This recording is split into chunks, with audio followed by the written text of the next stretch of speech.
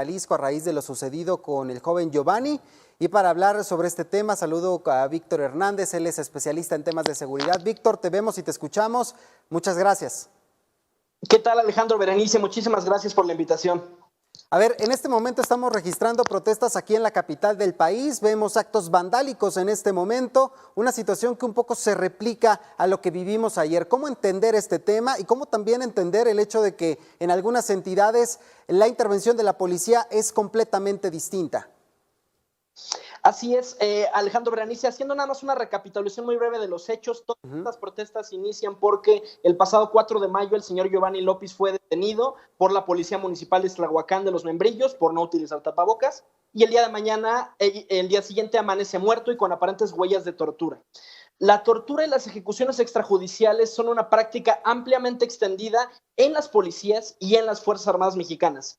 De acuerdo con datos de la Encuesta Nacional de Población Privada de la Libertad del INEGI, 63% de los presos en México sufrieron algún tipo de violencia física al momento de su detención. 59% aludió a golpes, 37% a lesiones por aplastamiento, 35% asfixia, que dicho sea de paso fue la causa de muerte del estadounidense George Floyd, y también se denunciaron algunas otras prácticas como descargas eléctricas, violencia sexual, apuñalamientos, etc. ¿Por qué se popularizado esta cultura de violaciones a derechos humanos en México? Roberto Gil Suárez tiene dos hipótesis.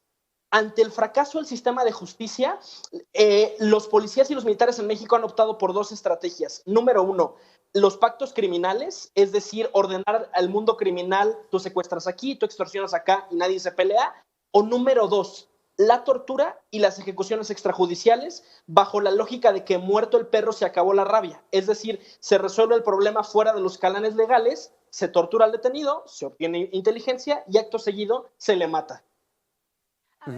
Me gustaría que me dijeras, Víctor, porque este caso de Giovanni López tiene prácticamente un mes y la fiscalía no había dicho absolutamente nada sino hasta que salió el video. ¿Esto los hace cómplices o qué lectura le tenemos que dar a esta situación?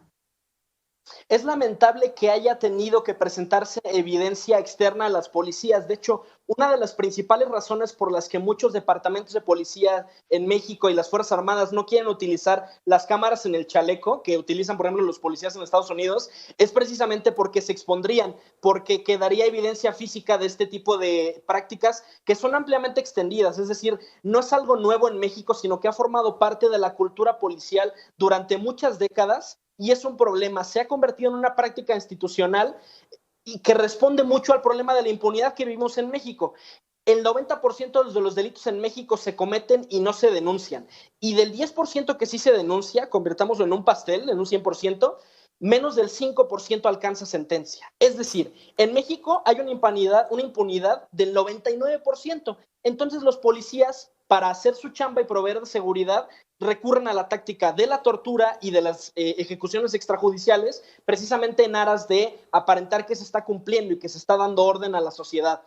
Ahora, a mí lo que me preocupa es que mucha gente endosa y celebra esta cultura de violencia policial.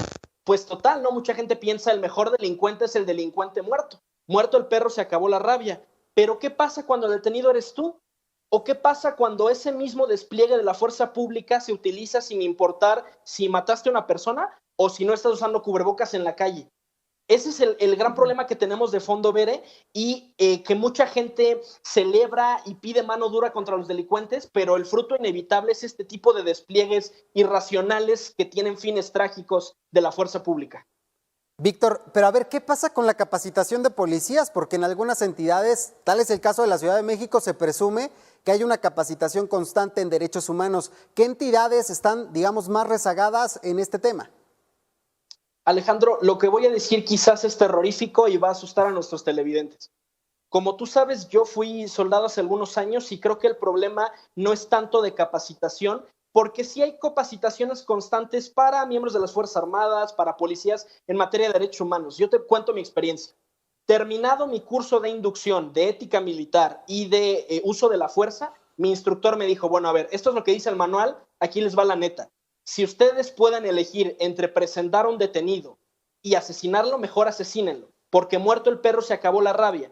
Si tú presentas al Ministerio Público a un detenido, se va a perder en el laberinto de la burocracia que es la investigación judicial, y tú como soldado tienes una misión que es acabar con la delincuencia. Entonces, en ese momento hay que torturar al detenido, se obtiene inteligencia, se sabe quiénes son sus amigos y acto seguido se le ejecuta. Entonces, no creo que el tema sean los cursos ni las capacitaciones, porque sí los hay, sino el problema es la impunidad estructural que hay en México. Hay muchos policías y muchos militares buenos en México que quieren hacer su trabajo, pero como cuando presentas al MP al detenido en 72 horas sale libre, muchas veces en las zonas militares, en los departamentos de policía, ha habido órdenes implícitas o incluso descaradamente escritas de que no hay detenidos en las operaciones.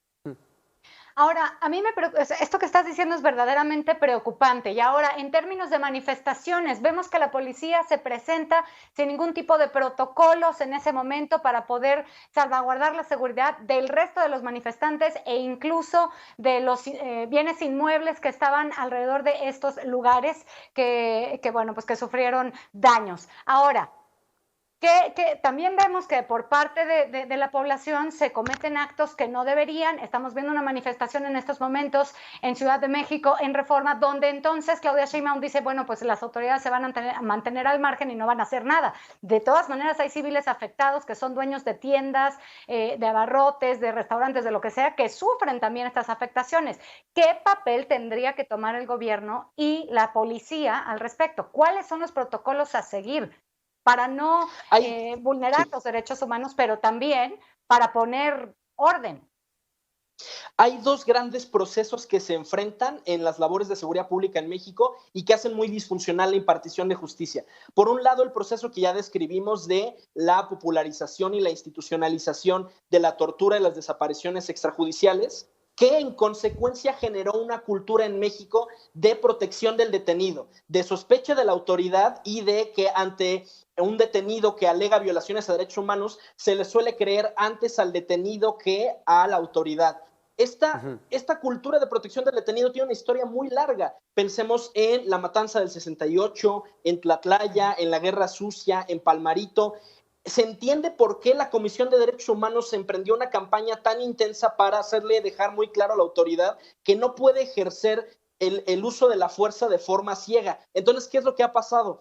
Hago alusión al caso de la Huacana del año pasado, en el que militares fueron desarmados y secuestrados por pobladores de esa comunidad. ¿Qué es lo que ha pasado? Hoy en día los policías y los militares en México tienen miedo de hacer su trabajo. No quieren enfrentarse a una posible acusación de violaciones a derechos humanos y además pensemos, Berenice, que el manual de uso de la fuerza de aplicación común en las tres Fuerzas Armadas nos marca que hay 4 niveles de uso de la fuerza: la disuasión, la persuasión, la fuerza no letal y la fuerza letal. Pero si tú te fijas en el equipo que llevan los policías y los militares en México, solo tienen armas de fuego. Es decir, de los 4 niveles solo pueden ejercer el cuarto, matar o no matar. Entonces, en estas manifestaciones, muchas veces deciden no involucrarse porque no quieren verse acusados por uso excesivo de la fuerza. Entonces, ese es el problema. Pero hay una falta de equipo y miedo de que hagan su trabajo. Oye, Víctor, ¿qué papel juegan estos grupos de poder que ayer presumía el gobernador de Jalisco, Enrique Alfaro, respecto a estas manifestaciones? ¿Realmente detrás de este vandalismo hay estos grupos de poder? ¿Y a qué intereses sirven?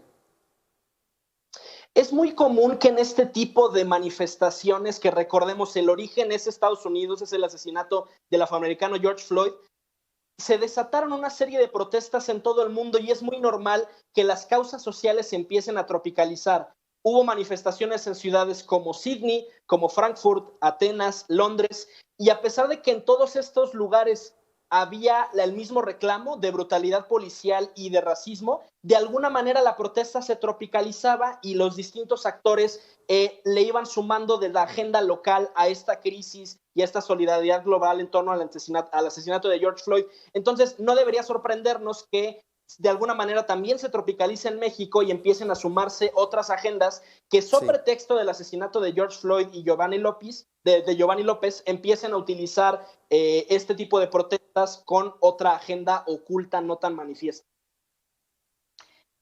Pues a mí me preocupa mucho y sobre todo por el tema de que ahora tanto la Marina como el Ejército van a estar participando para apoyar a la Guardia Nacional al cuidado de situaciones de seguridad pública, ¿no? Que esto ya lo habíamos visto en el decreto, que vamos a estar ahí hasta por 5 años en lo que se termina de configurar bien la Guardia Nacional, y con esto que nos estás diciendo pues es verdaderamente preocupante. Pero bueno, para cambiar rápidamente de tema, tenemos muy poquito tiempo, Víctor. Se ha dado a conocer una investigación en donde hay antenas, 21 antenas que se colocaron por parte del gobierno, que no están reguladas y que pues pueden ser de espionaje. ¿Qué nos puedes decir al respecto? ¿Qué lectura le podemos dar a esta situación y a esta investigación? ¿Por qué el gobierno está teniendo este tipo de antenas donde no hay ningún tipo de contratos, o se realizan contratos por adjudicación directa, y porque además no están reguladas? ¿Qué lectura le tenemos que dar a esto? En efecto, hace unos días el periodista Ricardo Valderas, que trabaja en el medio digital Poder, publicó un reportaje muy interesante sobre los IMSI catchers en México. Los IMSI catchers o interceptores IMSI son antenas falsas que lo que hacen es comunicarse con tu celular, decir, oye, yo soy la antena con la que te tienes que conectar en esta zona, y lo que sucede es que empiezan a monitorear todo el tráfico de datos, las llamadas, los SMS que te llegan. Se encontraron al menos 21 de estos dispositivos en la capital. Ojo, el propio reportaje ni siquiera dice que todos sean del gobierno mexicano. Hay algunos contratos para la renta de estos equipos de la Secretaría de Defensa y la Secretaría de Marina, pero al parecer no todos son operados por ellos. Algunos podrían ser operados por privados, por agencias extranjeras. La verdad es que no lo sabemos. ¿Cuál es el problema jurídico que hay detrás de la renta o de la compra de estos equipos? Hay una ambigüedad en la Ley de Seguridad Nacional con respecto de quiénes están facultados a hacer intervenciones de comunicaciones. La Ley de Seguridad Nacional pareciera que solo deja 2 caminos legales. Número 1, un mandato ministerial, es decir, yo puedo llegar con el proveedor de servicios de Internet, con Telmex, con Telcel, y decirle, oye, esta persona cometió un delito, necesitamos la información. Entonces, con esa orden, en principio, no hace falta espiarlo. O número 2, sí se pueden utilizar este tipo de equipos si el CISEN, o ahora Centro Nacional de Inteligencia, hace una solicitud frente a un juez de control. Pero en la práctica hay muchas otras instituciones distintas del CISEN y distintas del Ministerio Público que recurren al espionaje, y el gran problema es dónde están los controles al ejercicio de este equipo. ¿Por qué se hizo esta compra en un sexenio en el que se supone que se desaparecía el CISEN justo para acabar con este tipo de espionaje? No sé, hay muchas contradicciones detrás de la compra de este equipo. Víctor, si te parece, vamos a retomar el tema en otro momento, porque sin duda veremos las implicaciones que esto va a tener para la privacidad de los capitalinos. Gracias. Muchísimas gracias por la invitación.